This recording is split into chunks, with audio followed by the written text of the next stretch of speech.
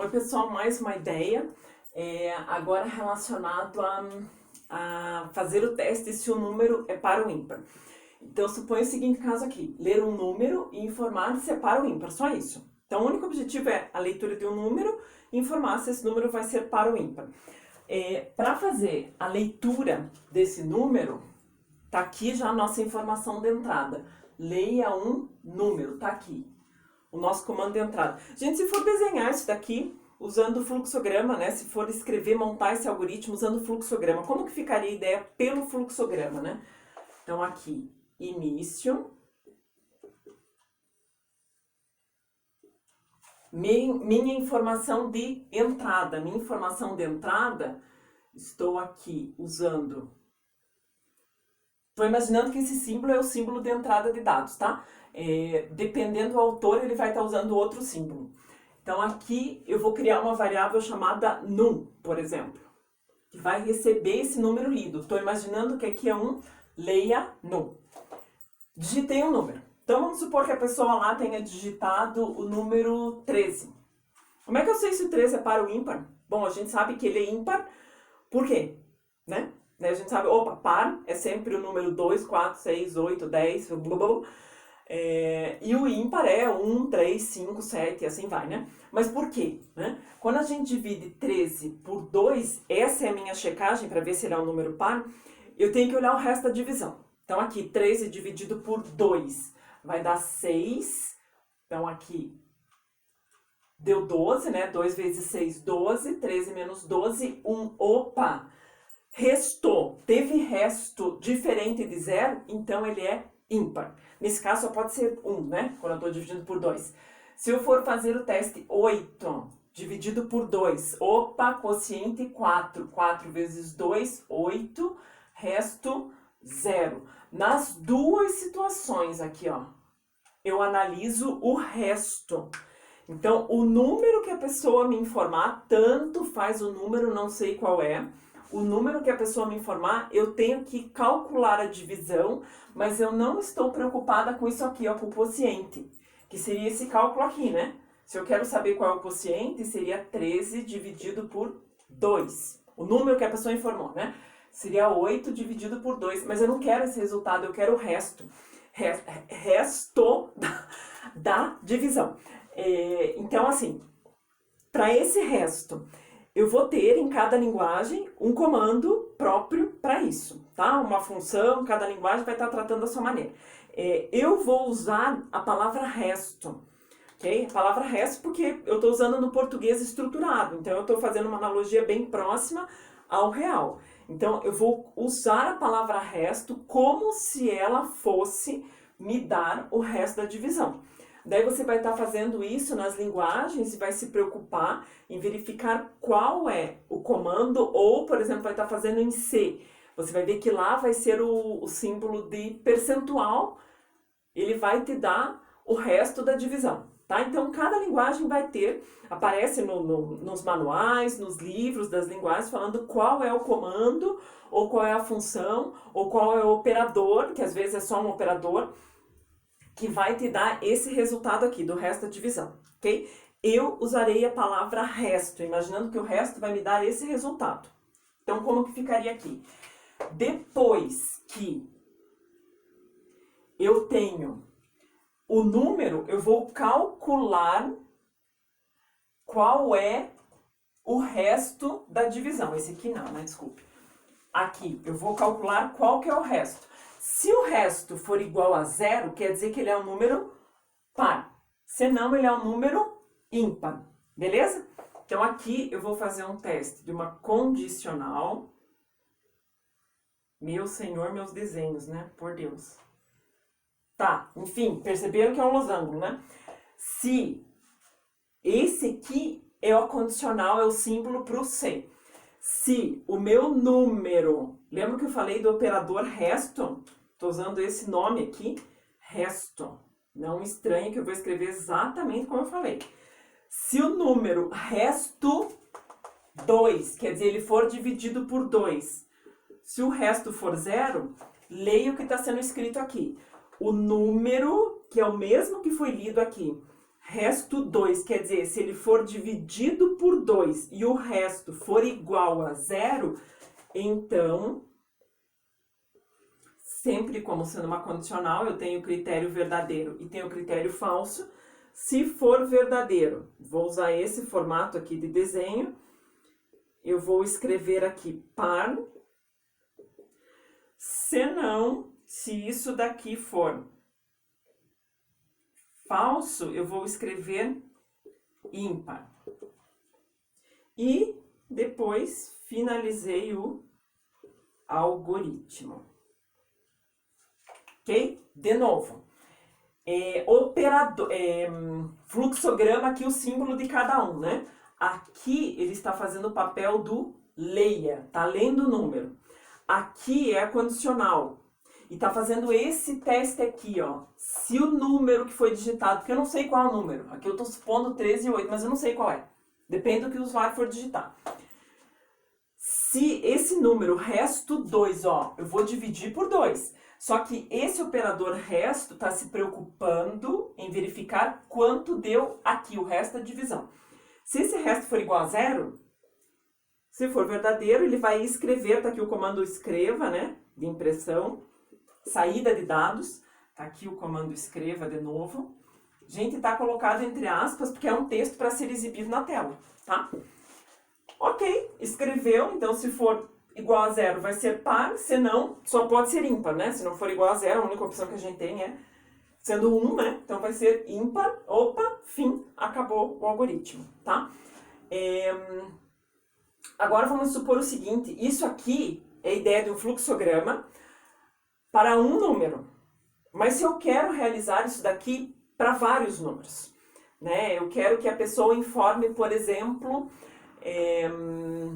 eu quero digitar 5 números e cada número que eu digito, ele informa se é par ou se é ímpar, ok? Para 5 números, por exemplo. Então aqui vamos fazer uma continuação desse exercício, ok? Só que usando um laço de repetição, porque eu quero 5 números e não mais só um. Aqui, ó, ele lê um número, faz o teste, se for par, se é ímpar e acabou o programa. Agora eu quero que quando ele escreva para o ímpar, ele volte, que ele leia outros números, ok? E não somente um. Quantos que eu quero? 5. Vamos transformar esse algoritmo aqui, que está em fluxograma, em pseudocódigo. Esse aqui, da maneira como ele está aqui. Primeiro transformando ele em pseudocódigo. Eu já vou deixar uns espaços aqui no meio, só que a gente vai inserir a ideia do laço de repetição, tá? Então, exercício par ímpar. É o nome que eu dei lá, um nome qualquer. Variáveis. Por enquanto, eu só tenho a minha variável num. Então, num do tipo inteiro. Tá aqui. Início. Vou deixar um espacinho ali, porque talvez eu precise de mais alguma variável para fazer esse critério de mais de um número. E, ó, da maneira como está ali, eu tenho um leia num. Fiz o teste se esse num, essa minha variável ali, variável não, desculpe, esse meu comando resto, né? Se resto, num resto 2 for igual a 0, então escreva par, senão, eu só tenho essas duas opções, né? Ou é par ou é ímpar, não tem outra coisa aqui nessa situação, né? Para descobrir se é par ou ímpar. Escreva ímpar. Fim C. E da maneira como está aqui, já teria o fim, ok? Já acabaria, ó. Isso aqui está exatamente igual à ideia do fluxograma, ok? Esse aqui fica mais fácil, né, de visualizar, mas esse aqui fica mais fácil na hora que a gente está programando. Tá, agora com base nisso daqui, precisamos que ele faça isso aqui quantas vezes? 5, tá? 5 vezes. Eu quero que ele leia um número, a pessoa informa o número e diga se é par ou ímpar. Leia outro, digo se é par ou ímpar. Leia o outro. Eu quero que esse processo seja realizado 5 vezes. Lembrando que a gente tem uma estrutura de repetição que faz isso. Porque da maneira como tá, eu teria que, né, se não usar a estrutura de repetição, eu teria que criar 5 variáveis, uma para guardar cada uma dos números digitados. Ok, teria certo. Só que daí já ficaria estranho, porque assim, eu leio o conteúdo numa variável e teria que repetir isso aqui. Leio o conteúdo para outra variável, teria que repetir de novo. Se tem que repetir, é estrutura de repetição, ok? Então tá aqui a lógica do programa, agora para que ele se repita para 5 números lidos. 5 números lidos. 1, 2, 3, 4...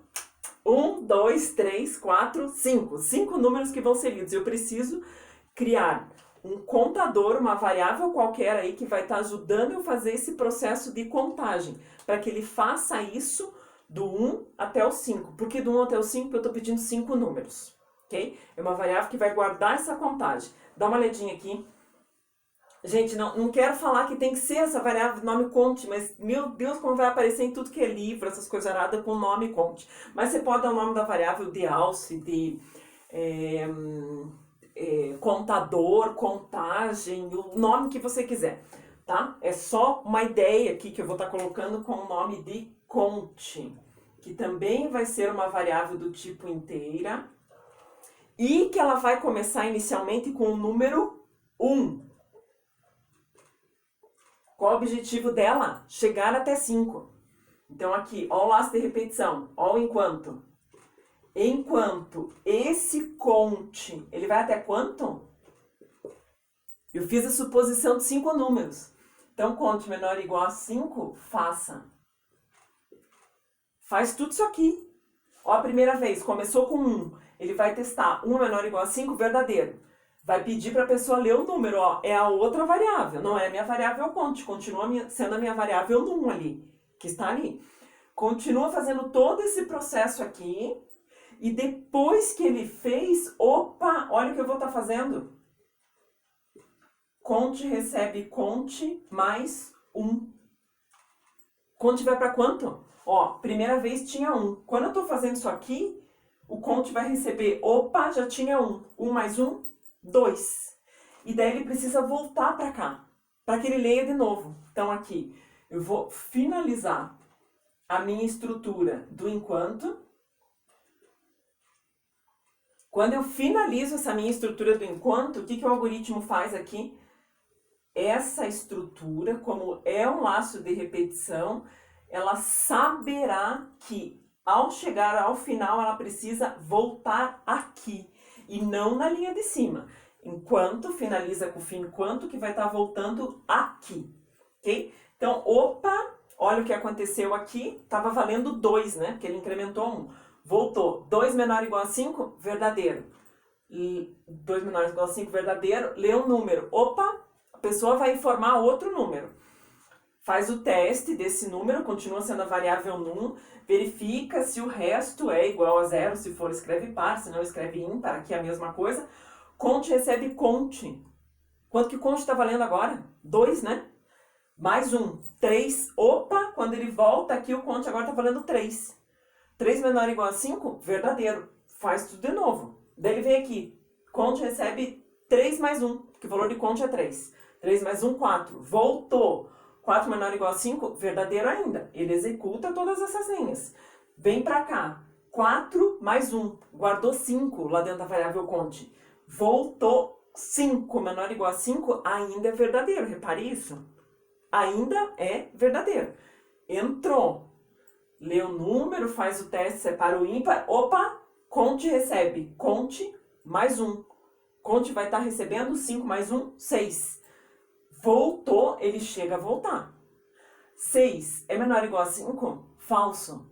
Quando dá falso, daí sim que ele cai fora e vem parar aqui. E nesse caso, o nosso último comando é o fim, ok?